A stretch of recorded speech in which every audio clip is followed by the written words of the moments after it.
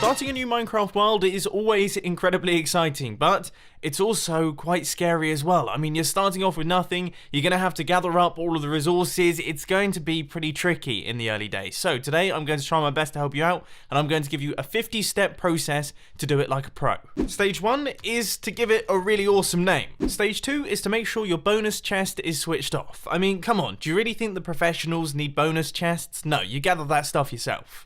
Anyway, now that we're actually in the Minecraft world, I think we all know what we have to do now. We have to get ourselves some wood by punching trees. What we need is 4 bits of wood. What on earth is going wrong? I'm not able to punch trees. Anyway, now that that's all fixed, that was very strange. I need to craft up a bunch of wooden planks, and I'm going to get myself 1 crafting table. That's right there. I'm then going to get myself 12 sticks. And we are going to craft up 1 wooden pickaxe. Then we're going to punch our way into the mountainside until we find some stone, and we're going to mine that out. We need 3 bits of stone so that we can make a stone pickaxe, so that we can chuck away this rubbish wooden pickaxe, because this thing's terrible. With your new fandangle pickaxe, it's time to head off to some surface caves and do a little bit of resource gathering. You need 9 bits of iron, and we need around about 32 pieces of coal, so you're gonna have to get searching. It may also be worth crafting up a stone sword so that you can kill animals around you to get food, and also take on any mobs that you find in the caves, because there's probably going to be a few of them. Right, so the sun is starting to set, which means that we're going to have to get ourselves some form of shelter, and the way that I'd always suggest doing it is forget building a dirt hut. What you want to do is mine it into this area, because not only do you get resources from mining into the hillside, but also it's pretty well protected, and it doesn't look as ugly as a dirt hut. While you're waiting for the night to pass, use the cobblestone that you got from mining out the area in the hillside to craft up 2 furnaces. Now we're going to put those both next to our crafting bench. I apologise that you can't really see anything here, but then you want to put 8 coal into each one of the furnaces and use one of the furnaces to smelt up your iron. The other furnace is going to be used for food, which we're going to be gathering up tomorrow.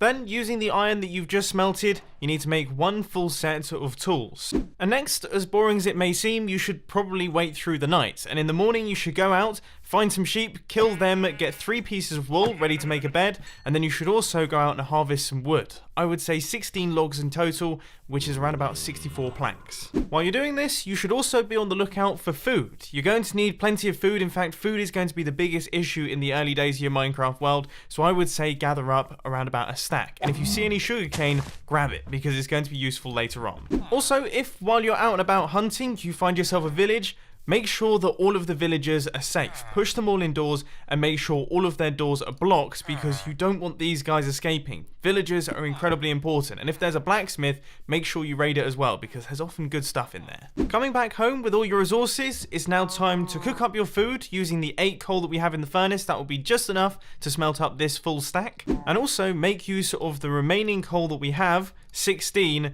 to create 1 full stack of torches. That means that we can now brighten up our base a little bit and also start work on the mine. But before you do that, just a little bit more crafting that you should do. Grab yourself another crafting bench and also make 4 chests. One of those double chests is going to be going at the top, the other one is going to be coming with us down to the bottom, and is going to be used to store resources down there. Anyway, when it comes to actually building your mine, you want to make sure that you mine out 5 blocks each time. So you've got 1, 2, 3, 4, 5 blocks. And this mine is going to be going right the way down to y equals 11. Now, I would suggest checking out any caves that you see on the way down. Just be careful, because we don't have any armor yet, and there's plenty of mobs in those things. Once you get down to the bottom, it's time to chuck down your crafting bench and use the cobblestone that you've just got from mining out this area to craft up a whole bunch of cobblestone stairs. Now, depending on how high your Y level was when you started, you're probably going to need about a stack of them. And the reason that we're using cobblestone stairs is because this will speed things up. It will allow you to get to and from your mine nice and quickly, but more importantly, it will also save you food from having to jump up all of these blocks. Anyway, now that that's all done, it's time to actually start mining. Now, the technique that you use is entirely up to you, but I personally like to mine out strips that are 4 blocks apart. Oh, and would you look at that? I've found diamonds. Now, I would suggest mining out the first 5 diamonds using your regular iron pickaxe, and then it might be worth noting down the coordinates of any further diamonds that you find so you can come back to them in the future when you have the fortune enchantment. Anyway, it's now time for that very special moment, the first diamond pickaxe of your new Minecraft world. Use this new shiny tool to gather up 12 pieces of obsidian. Then use 4 of this obsidian, 2 of the diamonds from the 5 that you found, and also some of the sugarcane and the leather that you might have got from your food hunting session to create an enchanting table. Then using the levels that you got from your mining session and hopefully some of the lapis that you found, try your best to get some basic level enchantments. I would say efficiency or fortune is a good way to go. Now that you've got yourself some basic kit, it might be worth sorting out some of your items, smelting up the things that need to be smelted, and maybe even slightly increasing the size of your storage system. And also, get yourself some iron armor. It requires 24 bits of iron in total, but come on, it's essential.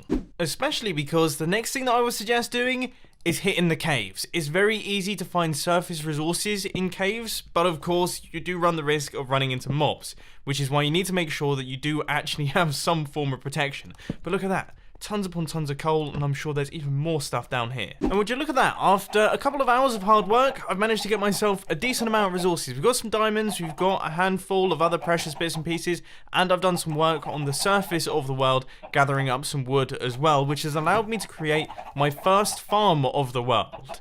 The fully automatic egg farm. All we do is grab ourselves 2 chickens and put them on top of this hopper right here, do our best to breed them using seeds, and also we recycle the eggs that they lay to throw them back into here to get ourselves a small population of chickens, which are going to be laying eggs into the hopper, which are going to end up in this chest. Speaking of farms, the next one that I would suggest building is probably one of the most overpowered farms in Minecraft, the AFK fish farm. Now I'll put a link to this design down in the description, but it's incredibly simple and it uses a very small number of resources. Look, 1 piece of redstone dust, 1 repeater, and then a little iron trapdoor. That really is the only expense involved here, and it allows you to get tons of levels and also tons of enchanted books, as well as food.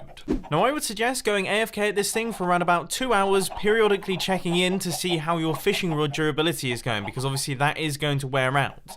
But the good thing is this AFK fish farm also gives you fishing rods, and some of them are enchanted with some beastly stuff. What you're looking for is Mending, Unbreaking 3, Luck of the Sea 3, Lure 3. That's the fishing rod you want. And once you get it, go AFK overnight. This will give you plenty of levels, plenty of food, but most importantly, plenty of awesome enchanted books as well.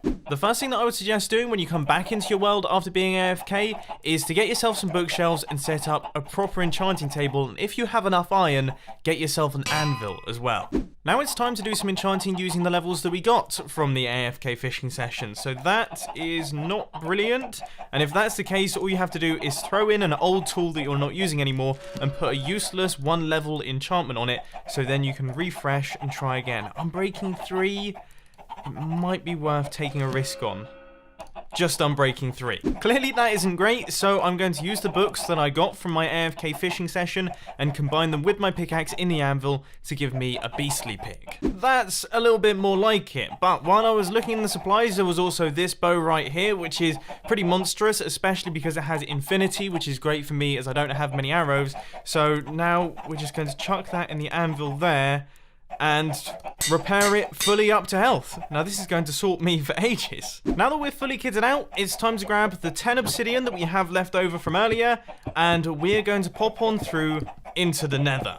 Now the reason that we're doing this is because we need 1 piece of nether quartz. So if you really want to, you can just pop inside, grab some nether quartz, and then run back into the nether portal, because everyone knows that the nether is very scary. But that 1 piece of nether quartz is incredibly important because it allows us to build this thing, a fully automatic chicken farm, which involves 1 comparator running out the back of this dispenser right here. Now I'll put a link to the tutorial down in the description so you can build this thing for yourselves, because it's super simple, and the way that we're going to populate this thing with chickens is using the eggs that we got from our AFK egg farm, which should now be full because we went AFK overnight at our AFK fish farm. You see, it's all starting to link together. So you now have a decent source of food, and it might be worth doing another AFK session at the AFK fishing farm, just so that you can let this thing boot into action and actually produce a decent quantity of the stuff, because the next project is going to be pretty gnarly. You need to go out on a bit of a dungeon crawl and try and locate one of these things. Now this is a monster cage, and it's going to be spawning monsters. This one is spawning zombies. Ideally, you want it to be spawning skeletons because bones are incredibly useful. Also, pick up this stuff. It's always good to have. Anyway, as I'm sure you guessed, we're going to be building an XP farm, and there are tons of different ways in which you can do this. I personally would suggest watching some of Exumavoid's old YouTube tutorials on how to build them because they still stand up today, and they're some of the best ones that I've found. Now that you have a reliable source of XP and also a reliable source of food, you kind of have all of the essentials covered. So I would suggest coming back to a little hole in the mountain and maybe doing a little bit of cleaning up and also improving the size of your storage system so that you don't lose any of the items that you get. And now it's time to make use of that storage by going on a monstrous mining session. So make sure that you've got plenty of torches, which I've forgotten, make sure you've got plenty of food, which I don't have, but most importantly, make sure that you've got your beastly pickaxe so that you can absolutely chew through precious materials, and if you do this for a couple hours, you'll have plenty. With that being such an enormous success, I think you know what time it is. It's time to get myself a full set of diamond armor, so that's going to require 24 diamonds, and also a full set of diamond tools, which of course are going to be enchanted using the levels that I got from my mining session, and then I'm also going to be doing some combining in the anvil with the books that I've got from my AFK fishing farm to hopefully make them monstrous. I think it's safe to say that I'm pretty well kitted out, so now we're going to be moving on to the next important project, which is the iron farm. Now, this may look like a huge gigantic project, but look, all it is just a bunch of cobblestone with some water on the inside and then some doors on the outside. The only tricky part is the villagers. The way that you're going to have to transport them is by boat or by minecart. I imagine at this stage in the game, it's probably going to be by boat because a minecart rail will be quite expensive. So prepare for a fairly painful journey of traveling along like this. And oh, if you want to go up a block, you're going to have to place a piston underneath the boat, then power the piston to push you up because there's no way to travel upwards really. If you're really smart, you can use the nether to transport them. That will shorten the distance. Or you can use a villager breeder somewhere nearby, but that is quite a big project to work on as well. But it will be super useful in the future. Either way, it is possible, and now my villagers are in place, my iron farm is now working, which means that I've automated pretty much all of the important things that I'm going to be relying on. I've got an automatic source of iron, that's all being produced. I have an automatic source of food in the form of my automatic chicken farm. I've got an automatic source of levels and also enchanted books, which I can use, and I have all of the essentials inside my little base in the mountainside here, which will allow me to sustain myself in Minecraft. So I would say we've been pretty successful. So there we go. Hopefully that covers everything, and hopefully that should teach all of you how to be professional Minecraft players, at least for the first couple of days of your Minecraft world. If you follow these instructions, you're going to be sorted right the way from the beginning. But anyway, I hope you enjoyed this video. If you did, please sure to that like button, and if you really loved it, then make sure to subscribe. But thanks for watching, guys. This has been Mumbo, and I'm out. I'll see you later.